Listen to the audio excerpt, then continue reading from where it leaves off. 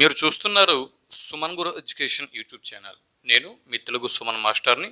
ఈ వీడియో మీద క్లిక్ చేసిన మిత్రులందరికీ కూడా ముందుగా స్పెషల్ థ్యాంక్స్ని తెలుపుకుంటున్నాను. మనం ప్రస్తుతం వ్యుత్పత్త్యర్థములు అన్న అంశం గురించి మాట్లాడుకుంటున్నాం. వ్యుత్పత్త్యర్థముల గురించి ఇదివరకే నేను 50 బిట్లతో ఒక వీడియోని రూపొందించడం జరిగింది. చూడని వారు ఉంటే ఈ వీడియో క్రింద డిస్క్రిప్షన్లో లింక్ ప్రొవైడ్ చేస్తున్నాను. అలాగే ఈ వీడియో చివర ఎండ్ కార్డు కూడా ఇస్తున్నాను. ఇకపోతే మన ఛానల్లో ప్లేలిస్ట్లో కూడా వ్యుత్పత్త్యర్థములు ఉంటాయి, వెళ్ళి చూసుకోవచ్చు. ఇకపోతే దానికి కంటిన్యూషన్ ఈ వీడియో. ఇప్పుడు 51వ బిట్ని మనం చూద్దాం. 51వ బిట్టు మనం పరిశీలన చేస్తే ఇక్కడ అర్థము అన్న పదానికి వ్యుత్పత్త్యర్థము ఏమిటి? అర్థము అనేటటువంటి ఈ పదానికి వ్యుత్పత్త్యర్థము ఏమిటి అన్నది పరిశీలన చేస్తే అర్థింపబడునది అర్థము. దీని యొక్క సాధారణ అర్థము ధనము. ఇక దైవము అన్న పదానికి వ్యుత్పత్త్యర్థముని ఒకసారి మనం గుర్తు చేసుకుంటే పూర్వజన్మలో సంపాదించిన కర్మము. అంటే పూర్వజన్మలో మనము ఏ కర్మ అయితే సంపాదించుకుంటామో దానిని దైవము అని చెప్పి అంటాము. 53వ బిట్టు భాస్కరుడు అన్న పదానికి వ్యుత్పత్త్యర్థము ఏమిటి? ఒకసారి దీన్ని మనం గుర్తు చేసుకుంటే కాంతిని కలుగజెయ్యువాడు. భాస్కరుడు అన్న పదానికి వ్యుత్పత్త్యర్థం ఏంటండి? కాంతిని కలుగజెయ్యువాడు. ఎవరు? సూర్యుడు. భాస్కరుడు అన్న పదానికి వ్యుత్పత్త్యర్థం. ఇక దాశరథి అన్న పదానికి వ్యుత్పత్త్యర్థము ఏమిటి? దాశరథి అన్న పదానికి వ్యుత్పత్త్యర్థము దశరథ మహారాజు అయోధ్య కేంద్రంగా కోసల దేశాన్ని ఏలినటువంటి దశరథుని యొక్క కుమారుడు శ్రీరామచంద్రమూర్తి. దాశరథి అంటే అర్థం, అంటే వ్యుత్పత్త్యర్థం. ఇక 55వ బిట్టు పయోనిధి.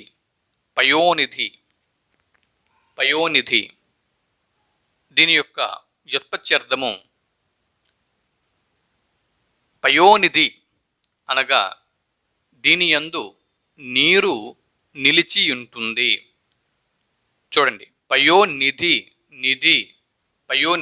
పయము అంటే నీరు, నిధి అంటే నిలిచి ఉండుట. మరి పయోధి చూడండి, ఇది నిధి కాదు, పయోధి. ఇది పయోనిధి, ఇది పయోధి. ఈ రెండింటి మధ్య తేడా చూడండి. పయోనిధి అన్న కూడా సామాన్యార్థం సముద్రమే, పయోధి అన్న కూడా సామాన్యార్థం సముద్రమే.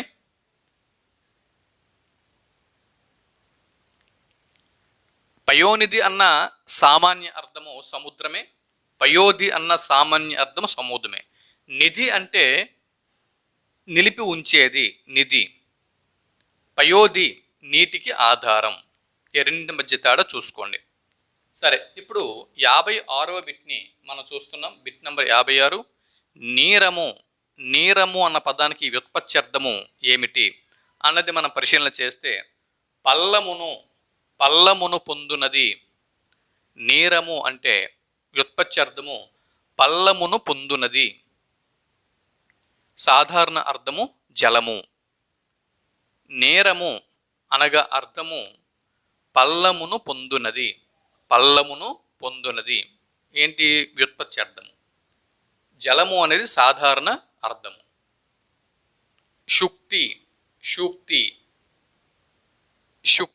అంటే దీనికి వ్యుత్పత్త్యర్థం ఏంటి? శుక్తి అంటే సాధారణ అర్థము ముత్యపు చెప్ప. మరి వ్యుత్పత్త్యర్థము ముత్యములను పుట్టించునది. శుక్తి అంటే ముత్యములు ఏవైతే ఉంటాయో ఆ ముత్యములను పుట్టించునది శుక్తి అన్న పదానికి వ్యుత్పత్త్యర్థము. సామాన్య అర్థము ముత్యపు చెప్ప. 58వ బిట్టు, బిట్ నంబర్ 58, మనీ.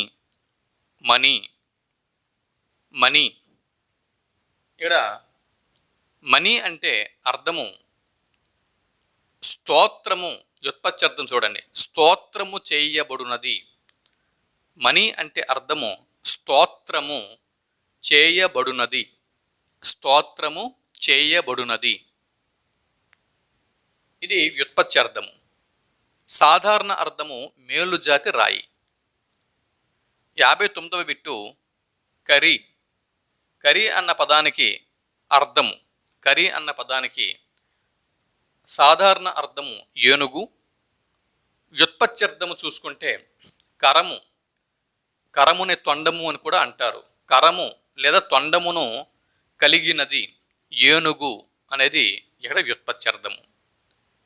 ఇక బిట్ నెంబర్ 60, రాజు. రాజు అన్న పదానికి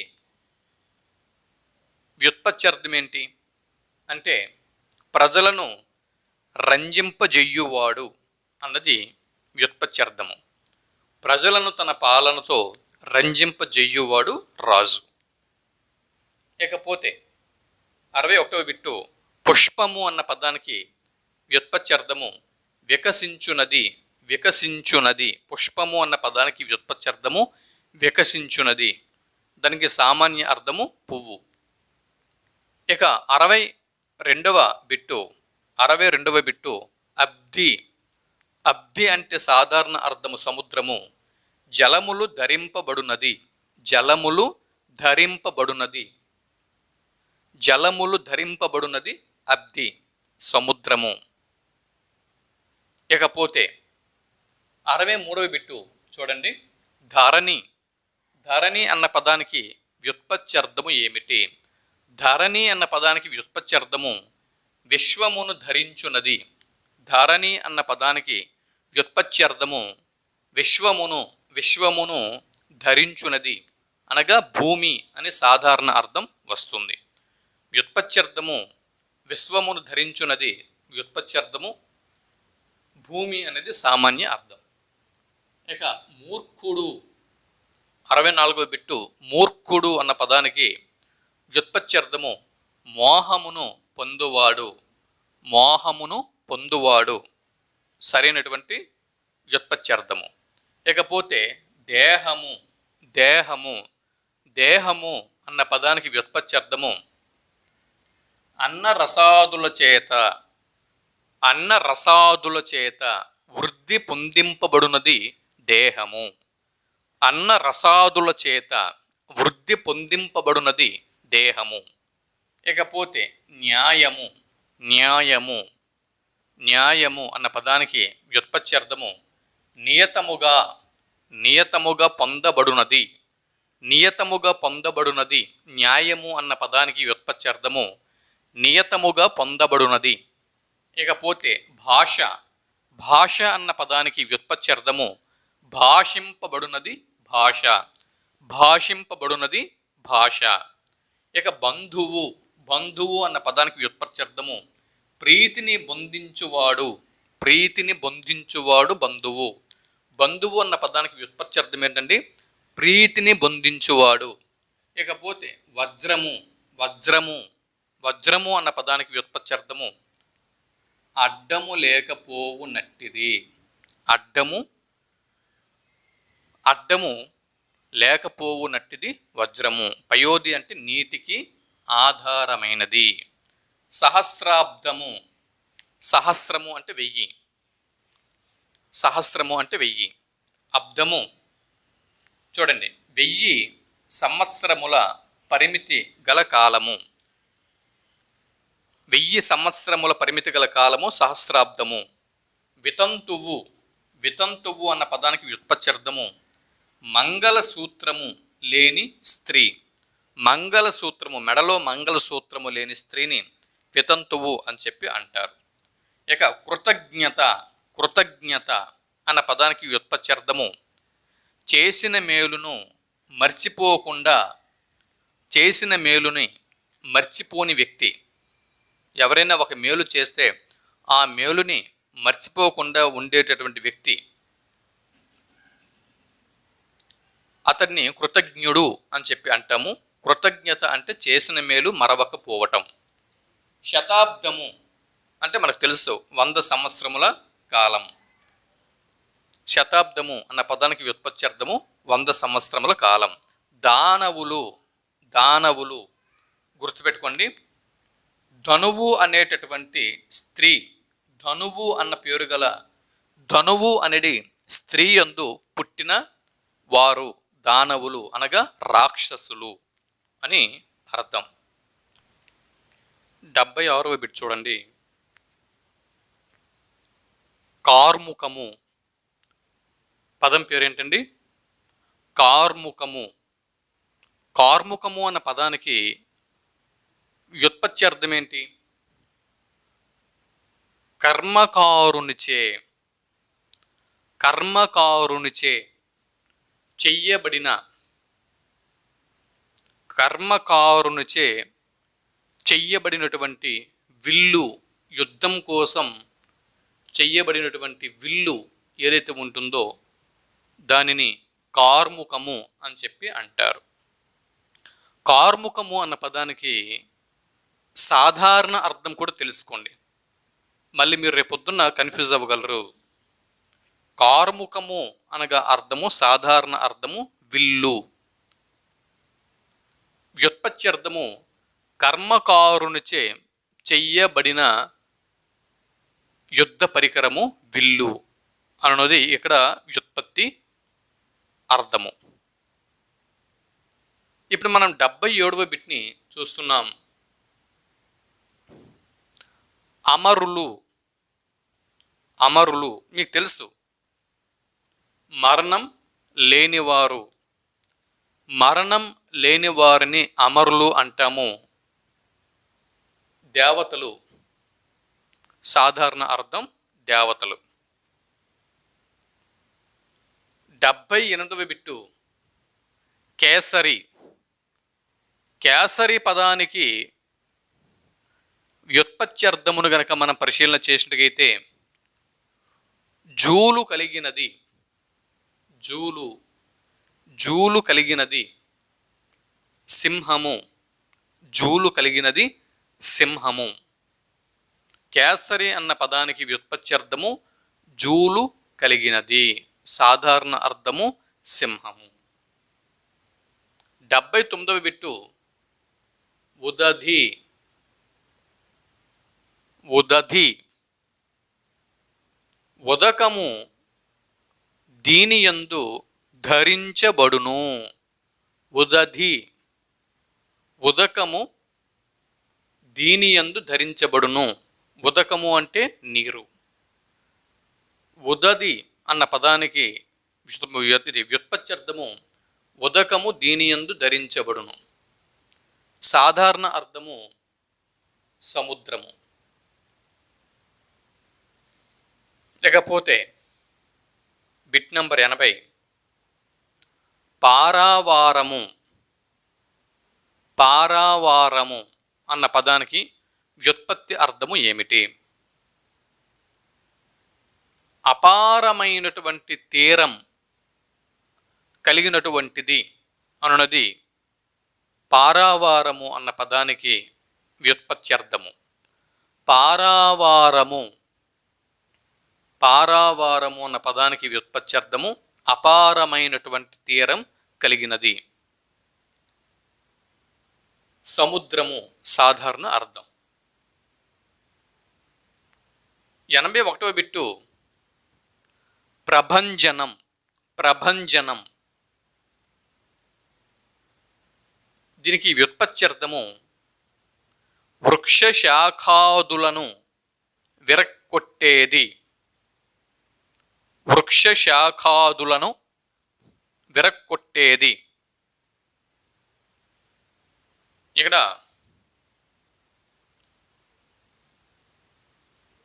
బాహుబలి సినిమా ప్రభంజనం సృష్టించింది అని చెప్పి సాధారణమైన అర్థంలో మనం వాడుతూ ఉంటాం. ప్రభంజనము అంటే వృక్ష శాఖాదులను విరగ్గొట్టేటటువంటి ఒక పెద్ద గాలి తుఫాన్. అవునా? గాలితో కూడినటువంటి తుఫాన్. ప్రభంజనము అంటే గాలి. ఇకపోతే 82వ బిట్టు పవనజుడు. పవనజుడు. పవనజుడు. పవనజుడు అంటే సాధారణ అర్థము హనుమంతుడు. ఇక వ్యుత్పత్త్యర్థము పవనము అనగా వాయువు, గాలి. పవనజుడు అంటే వాయుపుత్రుడు, పవనపుత్రుడు అన్నది వ్యుత్పత్త్యర్థము. 83వ బిట్ని మనం పరిశీలన చేస్తే పవనాశనులు. పవనాశనులు. ఇప్పుడే మనం చెప్పుకున్నాం కదా, పవనము అంటే వాయువు అని. వాయువే లేదా గాలే ఆహారంగా కలవి. వాయువే ఆహారంగా కలవి. సాధారణ అర్థం పాములు. పవనాశనులు అన్న పదానికి అర్థము పాములు. పవనాశనులు అన్న పదానికి అర్థము పాములు. గాలియే లేకపోతే వాయువే ఆహారంగా కలవి. 84వ బిట్టు ఆశ. ఆశ అన్న పదానికి వ్యుత్పత్త్యర్థము వ్యాపించి ఉండునది. పవనము. పవనము అన్న పదానికి వ్యుత్పత్త్యర్థము పవిత్రము చెయ్యునది, గాలి. పవనము అంటే గాలి, మనకు తెలుసు సాధారణ అర్థం. వ్యుత్పత్త్యర్థము పవిత్రము చెయ్యునది. ఇకపోతే 86వ బిట్టు ధరాధరము. ధరాధరము భూమిని ధరించునది. ధరాధరము యొక్క సాధారణ అర్థము పర్వతము. ధరాధరము యొక్క సాధారణ అర్థము అడిగితే పర్వతము అని గుర్తించాలి. వ్యుత్పత్త్యర్థము అడిగితే భూమిని ధరించునది అని మనం అక్కడ జవాబుని గుర్తించాల్సి ఉంటుంది. 87వ బిట్టు జరి. జరి. జరి అన్న పదానికి సాధారణ అర్థము అడిగితే ప్రవాహము అని మనం గుర్తించాల్సి ఉంటుంది. వ్యుత్పత్త్యర్థము అడిగితే కాలక్రమమున స్వల్పమై పోవునది. కాలక్రమమున స్వల్పమై పోవునది అనేది వ్యుత్పత్త్యర్థము. 88వ బిట్టు కరువలి వేల్పు కొడుకు. కరువలి. కరువలి వేల్పు కొడుకు. ఈ పదానికి సాధారణ అర్థము అడిగితే హనుమంతుడు అని జవాబు గుర్తించాల్సి ఉంటుంది. వ్యుత్పత్త్యర్థము అడిగితే గాలిదేవుని కుమారుడు, గాలిదేవుని పుత్రుడు అని వ్యుత్పత్త్యర్థముని గుర్తించాల్సి ఉంటుంది. 89వ బిట్టు ఏటి జోటి మగడు. ఏటి జోటి మగడు. ఏటి జోటి మగడు. దీనికి సాధారణ అర్థము సముద్రుడు. ఏటి జోటి మగడు అన్న పదానికి సాధారణ అర్థము సముద్రుడు. వ్యుత్పత్త్యర్థము నదీకాంతకు భర్త. నదీకాంతకు భర్త. ఇకపోతే హరి. హరి అన్న పదానికి వ్యుత్పత్త్యర్థములు మనం గమనించినట్లయితే చీకటిని హరించువాడు, సూర్యుడు. హరి అంటే 3 అర్థాలు ఉన్నాయి, 3 వ్యుత్పత్త్యర్థములు ఉన్నాయి. హరి అంటే సాధారణ అర్థం అంటే సాధారణంగా హరి అంటే విష్ణువు సామాన్యమైనటువంటి అర్థం. సామాన్య అర్థం విష్ణువు. భక్తుల హృదయాలను ఆకర్షించువాడు. భక్తుల హృదయాలను ఆకర్షించువాడు. ఇది వ్యుత్పత్త్యర్థము. అలాగే సూర్యుడు. హరి అంటే సూర్యుడు సాధారణ అర్థం. ఉత్పత్త్యర్థము చీకటిని హరించువాడు. అలాగే హరి అంటే సాధారణ అర్థము ఇంకోటి ఉంది, సింహము. వ్యుత్పత్త్యర్థము గజాదులను అంటే అడవిలో ఉన్నటువంటి ఏనుగు మొదలుకొని గజాదులను ఇతరత్ర జంతువులని హరించునది. గజాదులను హరించునది సింహము. ఇది హరి అన్నటువంటి ఈ పదానికి 3 వ్యుత్పత్త్యర్థములు, 3 సామాన్య అర్థములు ఉన్నాయి. ఒకసారి స్టడీ చేస్తూ ముందుకు వెళ్ళండి. ఇకపోతే గురువు. 91వ బిట్టు గురువు అన్న పదానికి మనకు తెలుసు గురువు అంటే ఉపాధ్యాయుడు, అలాగే వ్యుత్పత్త్యర్థము అజ్ఞానము అనేది అంధకారమును, అజ్ఞానమనేది అంధకారముని తొలగించువాడు. ఇకపోతే 92వ బిట్టు అర్ఘ్యము. అర్ఘ్యము అర్ఘ్యము అన్న పదానికి వ్యుత్పత్త్యర్థము పూజకు తగిన నీరు. పూజకు తగిన నీరు. సామాన్యార్థం నీరు, ఉత్పత్త్యర్థము పూజకు తగిన నీరు. 93వ బిట్టు పాద్యము. పాద్యము పాదములు కడుగుకొనుటకు ఉపయోగించే నీరు. పాద్యం అన్న సాధారణ అర్థం నీరు, వ్యుత్పత్త్యర్థము పాదములు కడుగుకొనుటకు ఉపయోగించే నీరు. పారాశర్యుడు. పారాశర్యుడు 94వ బిట్టు పారాశర్యుడు. పారాశర్యుడు సాధారణ అర్థము వ్యాస మహర్షి. వ్యాస మహర్షిని పారాశర్యుడు అంటారు. వ్యుత్పత్త్యర్థంని మనం గమనించినట్టయితే పరాశర మహర్షి యొక్క కుమారుడు. పరాశర మహర్షి యొక్క కుమారుడు కాబట్టి వ్యాసుడిని పారాశర్యుడు అని చెప్పి అంటారు. 95వ బిట్టు వనజము. వనజము. వనజము అన్న పదానికి సాధారణ అర్థము పద్మము. వ్యుత్పత్త్యర్థము గమనించినట్టయితే వనము. వనమునందు. వనమునందు. వనము అనగా నీరు అన్న అర్థం కూడా వస్తుంది. వనము అంటే నీరు.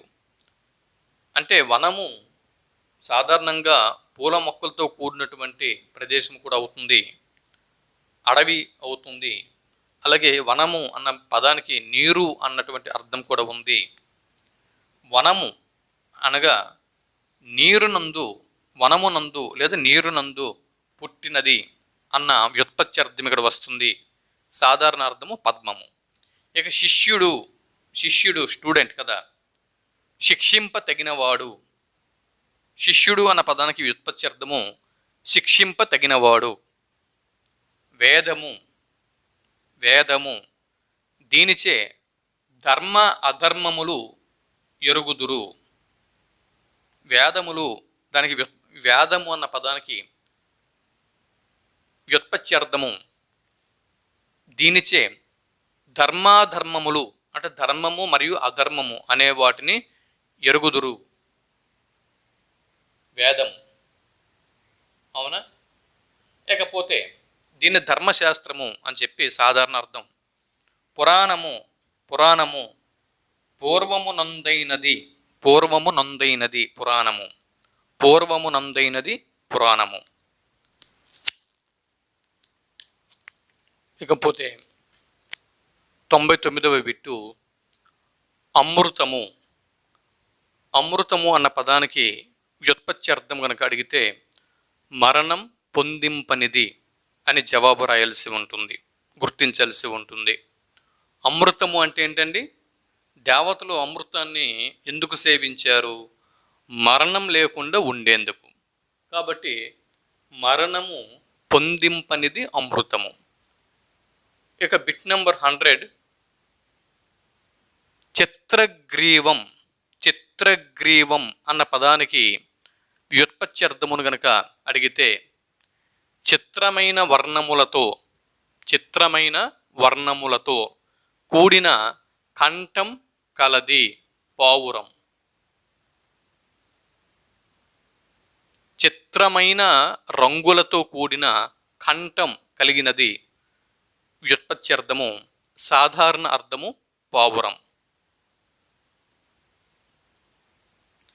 తాపసుడు అన్న పదానికి సాధారణ అర్థము ముని కాగా వ్యుత్పత్త్యర్థము తపస్సు చేసేవాడు. తపస్సు చేసేవాడు తాపసుడు. పక్షి.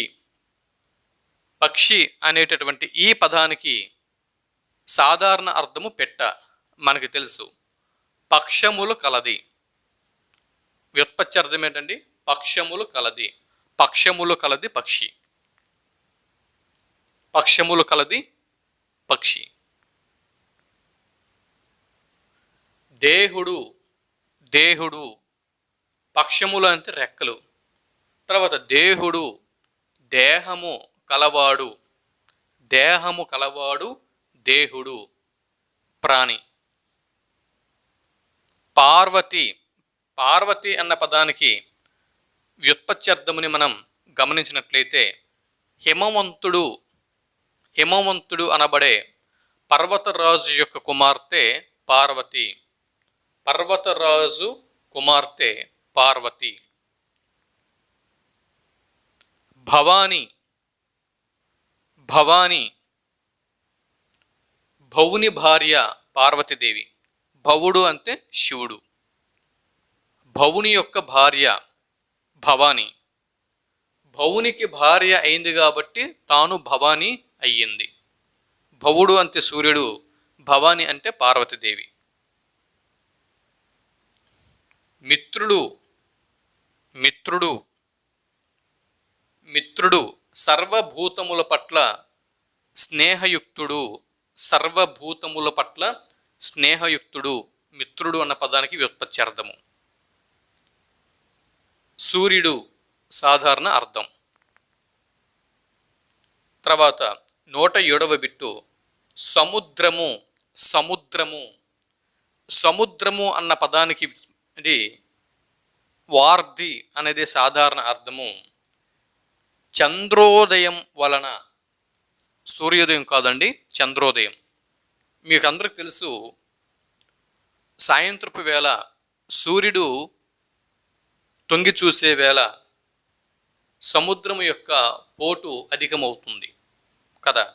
కాబట్టి చంద్రోదయం వలన మిక్కిలి వృద్ధి పొందునది సముద్రము. ఓకే, సముద్రము అన్న పదానికి వ్యుత్పత్త్యర్థము చంద్రోదయం వలన మిక్కిలి వృద్ధి పొందునది, వార్ధి.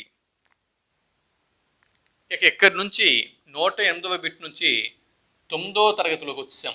ఇక్కడ వరకు 10వ తరగతిలో ఉన్నటువంటి వ్యుత్పత్త్యర్థముల గురించి మనం ఇప్పటి వరకు మనం చర్చించుకున్నాం.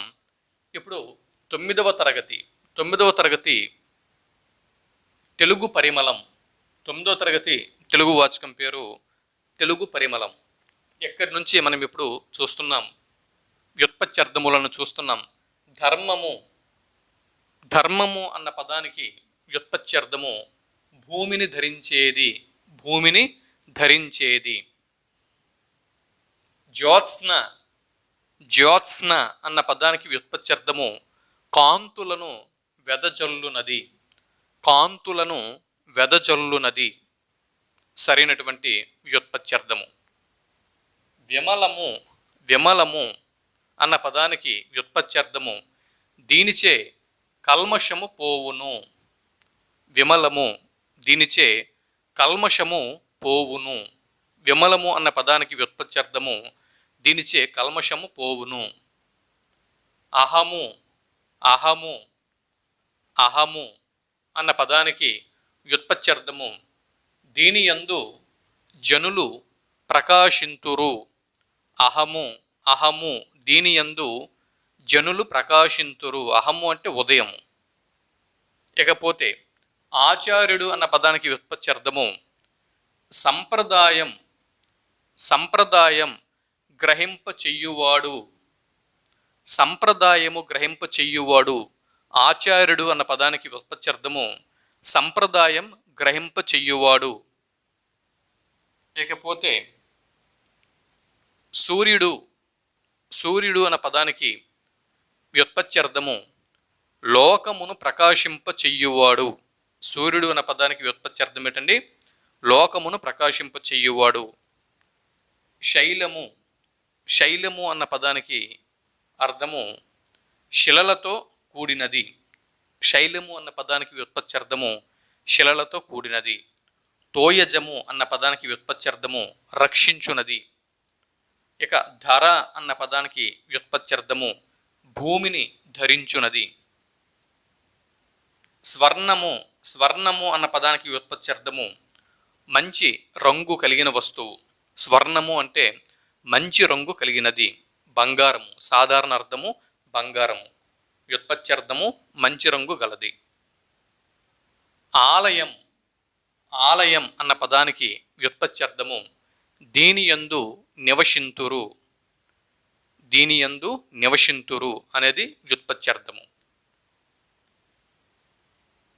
రక్తము అన్న పదానికి వ్యుత్పత్త్యర్థము ఎరుపు రంగు గలది. చంద్రుడు చంద్రుడు అన్న పదానికి వ్యుత్పత్త్యర్థము మంచు కిరణాలు గలవాడు. మంచు కిరణాలు కలవాడు. హంస అవ్యక్త మధురధ్వని చెయ్యునది. అవ్యక్త మధురధ్వని చెయ్యునది హంస. రామ ఆనందింప చెయ్యునది. రామ ఆనందింప చెయ్యునది. అంటే చూడండి, ఇక్కడ రాముడు ఈ పేరు పెట్టుకున్నాడు. రామ అనేటటువంటి పేరు పెట్టుకున్నవాడు రాముడు. అంటే రాముడికి ఈ పేరుని నామకరణం చేశారు. ఎంతకి రామ అన్న పదానికి అర్థం ఏమిటి? వ్యుత్పత్త్యర్థం. రామ అన్న పదం యొక్క వ్యుత్పత్తి అర్థం ఏమిటి? జవాబు, రామ అనే పదం యొక్క అర్థము ఆనందింప చెయ్యునది. రామ అన్న పదం యొక్క అర్థము. రామ అంటే అర్థం ఏంట్రా అంటే రాముడు అని చెబుతాం, అది కాదు. రామ అనేటటువంటి ఒక పదంని రాముడు తన పేరుగా గ్రహించాడు. అంటే రాముడికి తల్లిదండ్రులు ఆ పేరుని నామకరణం చేశారు. రామ అంటే అర్థం, ఈ పదం యొక్క అర్థము ఇక్కడ ఆనందింప చెయ్యునది. రామ పదం యొక్క ఉత్పత్త్యర్థం. సూర్యుడు వ్యాపారాదులను ప్రేరేపించువాడు. అంతే కదా, సూర్యోదయం అయిన తర్వాత వ్యాపారం అంటే అదే ఎవరి ఉద్యోగం వాళ్ళు, అంటే ఎవరి పని వాళ్ళు చేసుకుని ముందుకు వెళ్తూ ఉంటారు. సూర్యాస్తమయం అయిన తర్వాత అందరూ కూడా ఇంట్లో పడుకుంటారు. సూర్యోదయం అవ్వగానే, సూర్యుడు రాగానే అన్ని పనులు కూడా ఇక ప్రారంభం అవుతూ ఉంటాయి. వ్యాపారాదులను ప్రేరేపించేవాడు. మోక్షం పదానికి వ్యుత్పత్త్యర్థము జీవుణ్ణి పాశం నుండి విడిపించున్నది. ఈ జీవం ఏదైతే ఉందో ఈ జీవమును పాశము నుంచి విడిపించున్నది. ముక్తి. సాధారణ అర్థం ముక్తి. కృష్ణుడు అన్న పదానికి అర్థము జ్ఞానస్వరూపుడు. కృష్ణుడు జ్ఞానస్వరూపుడు అన్నది వ్యుత్పత్త్యర్థం. కుచేలుడు అన్న పదానికి వ్యుత్పత్త్యర్థం చినిగిన వస్త్రాలు ధరించెడివాడు. చినిగిన వస్త్రాలు ధరించెడివాడు. స్నేహం ప్రీతిని కలిగించున్నది. స్నేహం అంతే కదా, ఎవరి యందు అయితే మనకి ప్రీతి ఎక్కువగా ఉంటుందో వారితో మనం స్నేహం చేస్తూ ఉంటాం. ప్రీతిని కలిగించున్నది. స్నేహం అన్న పదానికి వ్యుత్పత్త్యర్థము ప్రీతిని కలిగించున్నది. డియర్ ఫ్రెండ్స్, వీడియో లెంగ్త్ ఎక్కువగా అవుతున్నది కాబట్టి ఈ వ్యుత్పత్త్యర్థములను ఎక్కడికి వీటిని నేను ముగిస్తున్నాను. ఇక 9వ తరగతిలో ఉన్నటువంటి వ్యుత్పత్త్యర్థములు, 8వ తరగతిలో ఉన్నటువంటి వ్యుత్పత్త్యర్థముల గురించి తదుపరి వీడియోలో నేను అందిస్తున్నాను. ఈ వీడియో మీరు చూస్తూ ఉండండి. మొదటి వీడియో, ఈ వీడియో, ఈ 2 వీడియోలు మీరు చూస్తూ ఉండండి. మరికొన్ని గంటల్లోనే మిగిలిన వ్యుత్పత్త్యర్థములను కూడా మీ ముందుకు తెచ్చే ప్రయత్నం నేను చేస్తున్నాను. సరే, ఈ వీడియో నచ్చితే ఒక లైక్ చేయండి, మీ మిత్రులకి షేర్ చేయండి. అలాగే మీ మిత్రులకి కూడా ఈ ఛానల్ చూడమని, ఈ ఛానల్ ఎంతో ఉపయోగకరంగా ఉందని చెప్పి మీరు మన ఛానల్ని ప్రమోట్ చేయండి. మరిన్ని అంశాలతో మనం కలుద్దాం. టెట్తో పాటు డిఎస్సి కూడా మన క్లాసులో నడుస్తాయి. టెట్ అయిపోయిన తర్వాత వెంటనే ఎస్జిటికి, స్కూల్ అసిస్టెంట్ తెలుగుకి ఉపయోగపడే విధంగా మన Telugu content, Telugu methodology and perspectives education, GK and current affairs ఇవి నడుస్తూ ఉంటాయి. కాబట్టి జీకే అండ్ కరెంట్ అఫైర్స్, అలాగే perspectives in education, next Telugu content, Telugu methodology ఇవన్నీ కూడా నడుస్తూ ఉంటాయి. కాబట్టి దయచేసి మీ మిత్రులకి ఈ ఛానల్ని ప్రమోట్ చేయండి, సబ్స్క్రైబ్ చేయించండి. మీరు ఇచ్చే ఈ ప్రోత్సాహమే మన ఛానల్కు ఆక్సిజన్. ఈ ప్రోత్సాహంతోనే మరిన్ని వీడియోలు చేస్తూ మీ ముందుకు నేను వస్తూ ఉంటాను. సరే, మళ్ళీ మరో వీడియోలో కలుద్దాం. అంతవరకు సెలవు. నమస్తే.